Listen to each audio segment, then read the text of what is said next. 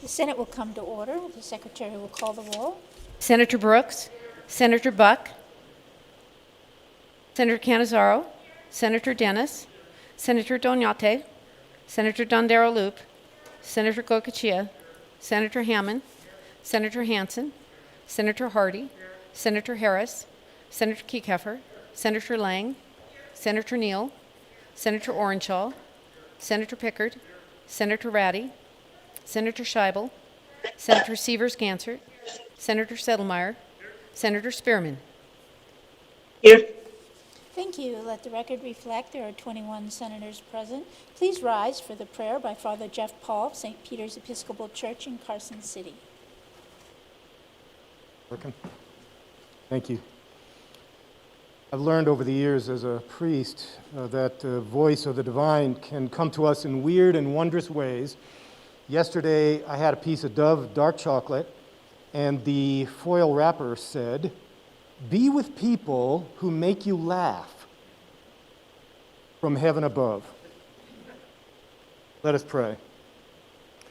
O God, who created all peoples in your image, we thank you for the wonderful diversity of races and cultures in this world. Enrich our lives by ever-widening circles of fellowship, and show us your presence in those who differ most from us, until our knowledge of your love is made perfect in our love for all your children. In your name we pray. And the people said, keep them laughing. Thank you. Please remain standing for the Pledge of Allegiance. I pledge allegiance to the flag of the United States of America and to the republic for which it stands, one nation, under God, indivisible, with liberty and justice for all. Thank you. You may be seated. Order of business number 3, reading and approval of the journal.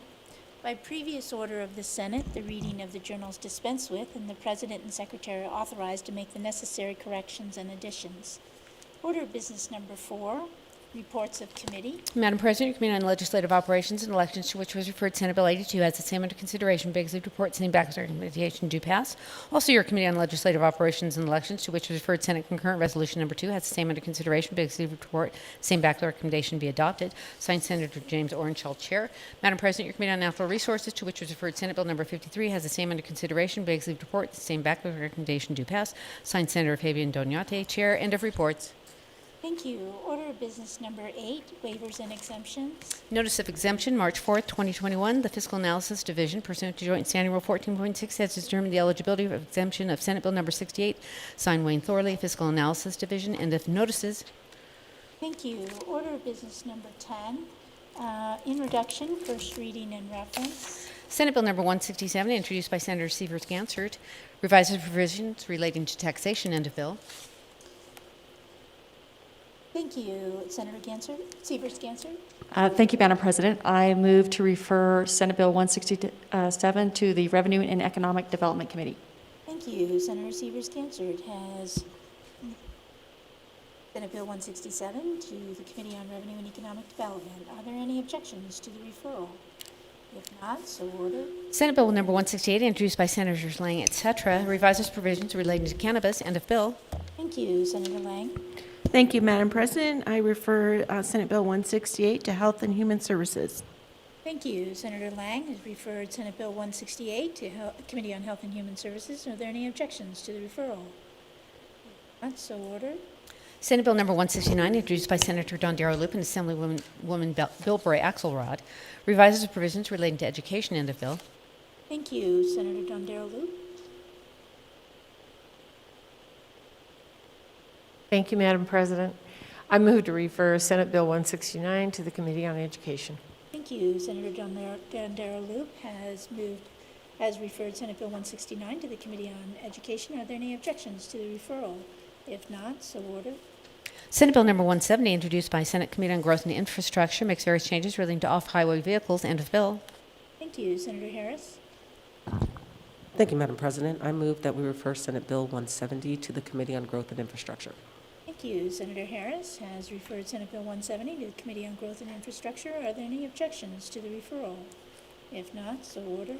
Senate Bill number 171, introduced by Senator Hardy and Assemblywoman Hardy, prohibits a pharmacy benefit manager from requiring a covered person to obtain a drug by mail. End of bill. Thank you, Senator Hardy. Thank you, Madam President. I move Senate Bill 171 be referred to the Committee on Commerce and Labor. Thank you, Senator Hardy has referred Senate Bill 171 to the Committee on Commerce and Labor. Are there any objections to the referral? If not, so ordered. Senate Bill number 172, introduced by Senators Dennis and Dondero Loop and Assemblywoman Tolles, revises provisions relating to education. End of bill. Thank you, Senator Dennis. Thank you, Madam President. I move that SB 172 be referred to the Committee on Education. Thank you, Senator Dennis has referred SB 172 to the Committee on Education. Are there any objections to the referral?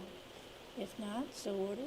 Senate Bill number 173, introduced by Senators Dondero Loop, etc., and Assemblywoman Anderson and Torres, revises provisions relating to education. End of bill. Thank you, Senator Dondero Loop. Thank you, Madam President. I move to refer Senate Bill 173 to your Committee on Education.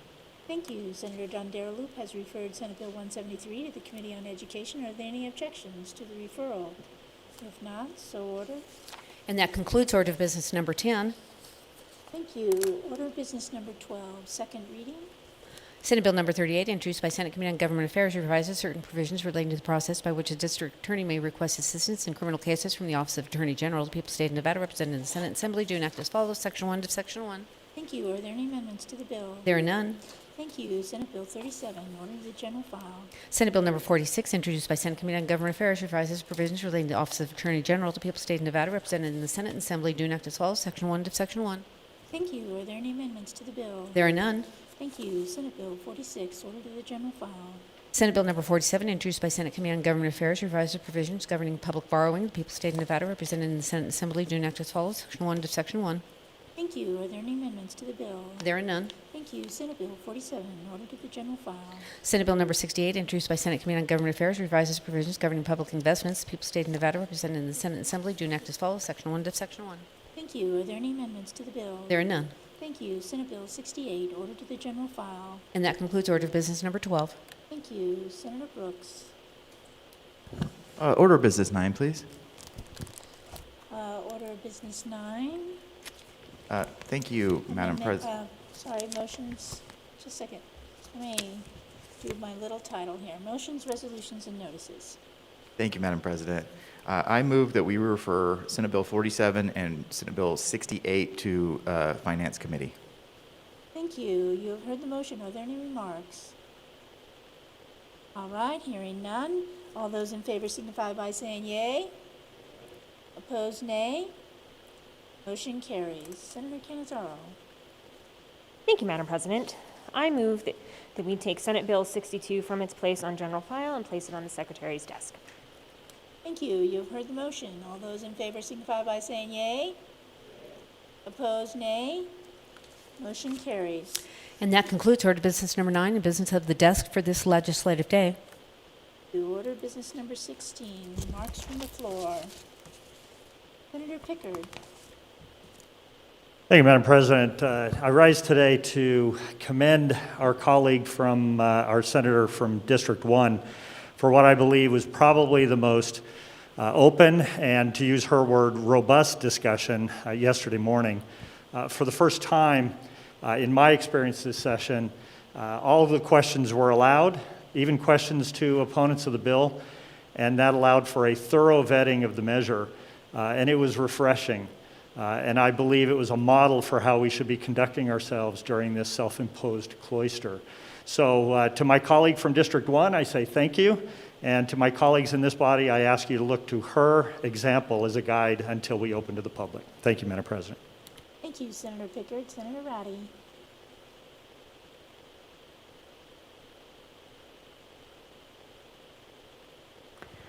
Thank you, President. I have had the distinct pleasure to be in communication with members of the Back the Pack, that would be University of Nevada, PRSSA, Nevada Bateman Competition Team. So this is the Public Relations Society of America student chapter. And each year they compete in this national campaign to test their public relations skills. They learn things like social media, the ones that I use, which are the old dated ones, and some new ones that I'm sure that they're using that I don't even know what they are. But they also learn about some of the which is to ask your senator who represents you to make some comments on the Senate floor. And so I have agreed to do that. They're asking that today be declared Civility Day.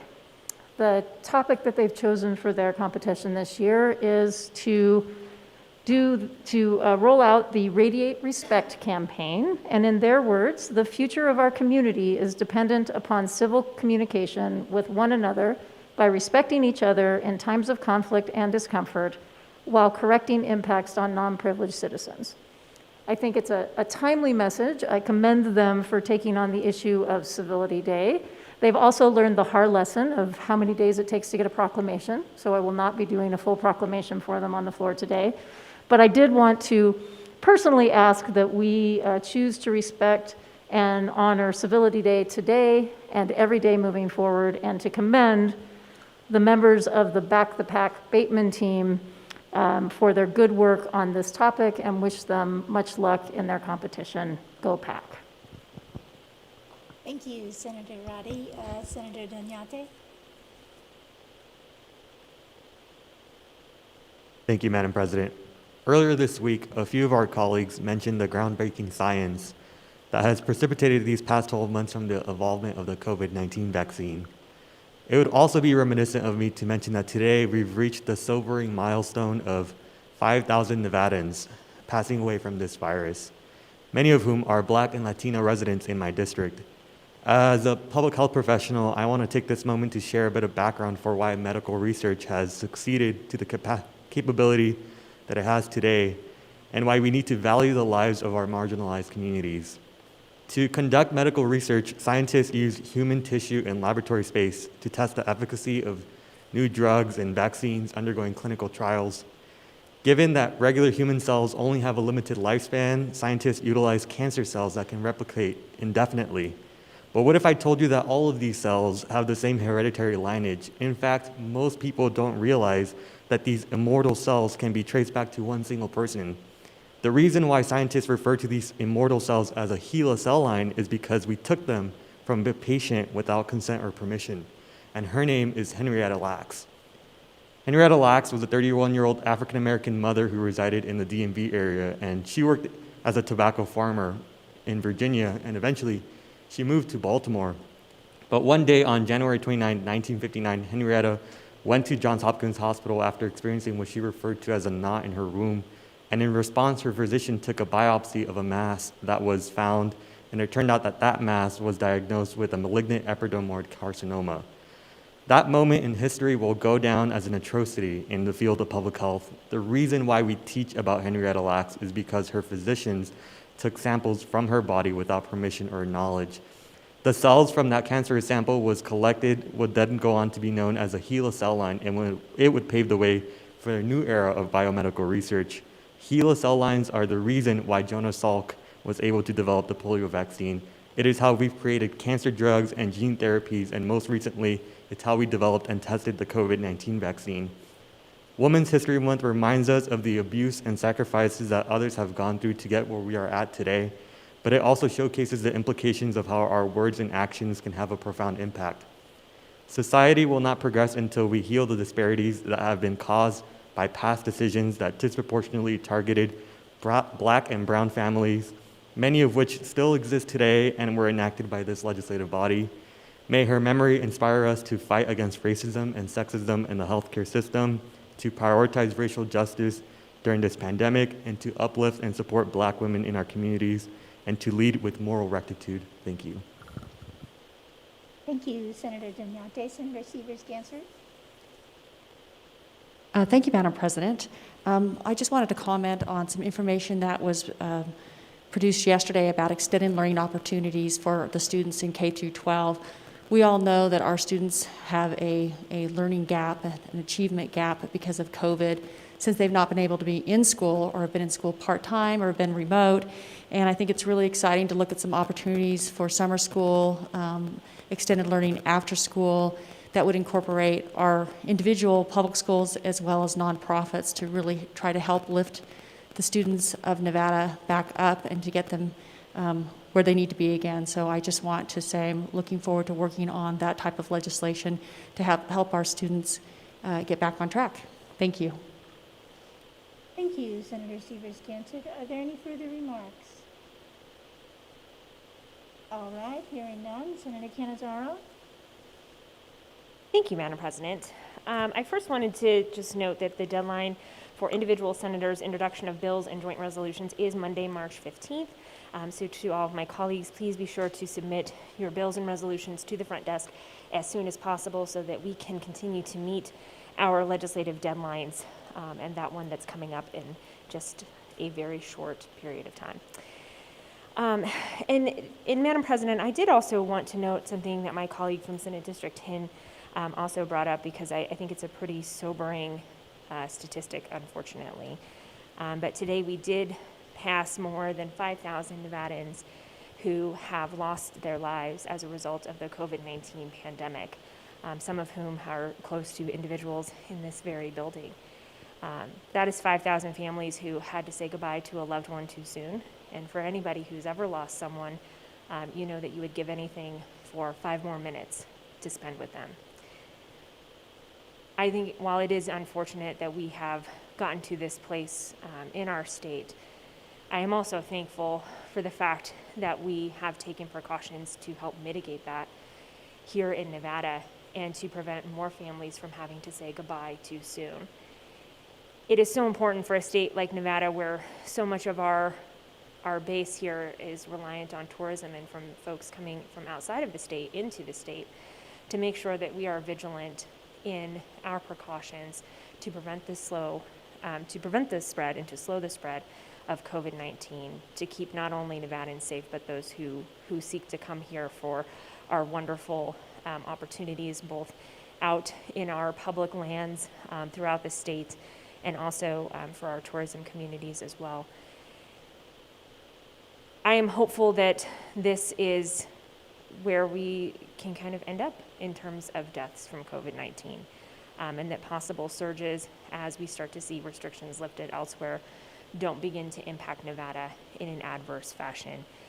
I think we have to remain vigilant. I think we have to make sure that we continue to wear masks, social distance, wash our hands, so that there aren't an additional 5,000 families that have to say goodbye to a loved one. I would note that there will be a moment of silence later this evening at 6 p.m., and I would encourage my colleagues to join in that moment of silence with the governor's office to mark that loss and to pay tribute to all those families who did have to unfortunately sacrifice someone that they loved. And Madam President, I did want to end on just one note, and while I think we may have missed a birthday earlier, or a birthday announcement earlier this session from my colleague from Senate District 16, today is, in fact, the birthday of our senator from Senate District 10, and so I did want to wish him a very happy birthday on this March 4th. So happy birthday to the senator from Senate District 10.